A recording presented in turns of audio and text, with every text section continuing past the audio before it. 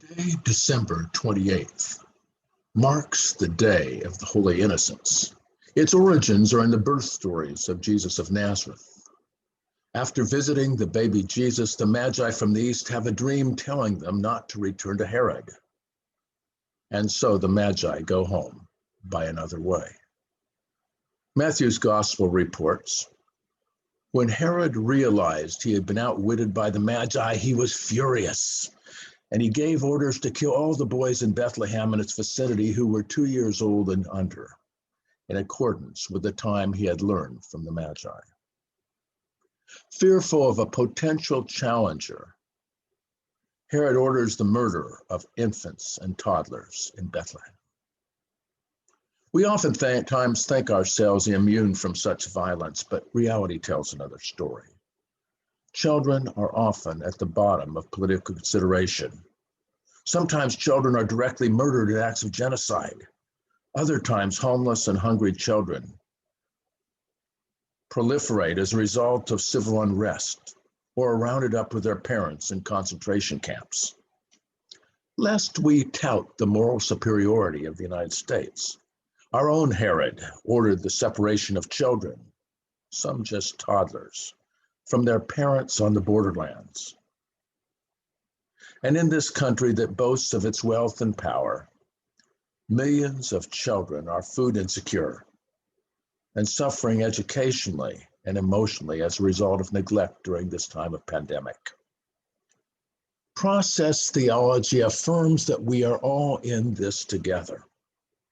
We're all in the same boat, or as some say, the same storm. Our well-being and the well-being of others are joined in the intricate fabric of interdependence. We cannot be whole until the vulnerable receive justice and liberation. Process theology asserts that God has embedded a moral and spiritual arc in the educational and historical process. That God's arc, moral and spiritual and creative, motivates evolution in the non-human and human world, in galaxies and on our planet. The aim of the universe is toward the production of beauty. And this involves not only the evolving of galaxies, but the growth of human history. Our institutions are intended to promote beauty of experience. And when they don't seek fullness of experience, they go against God's vision. God challenges every system that promotes injustice, that forgets the needs of children, and that purposely harms the innocents. God felt the pain of the slaughtered innocents that day and the grief of their parents. God feels the horror and trauma of children who were separated by today's Herod on U.S. borderlands, and their parents' grief and hopelessness. God feels the hunger of a child in Appalachia or the Sudan. God challenges us and hard-hearted leaders to seek justice and beauty, to challenge any social or political structure that diminishes or thwarts possibilities of children, whether in terms of food or healthcare, gun safety, or education.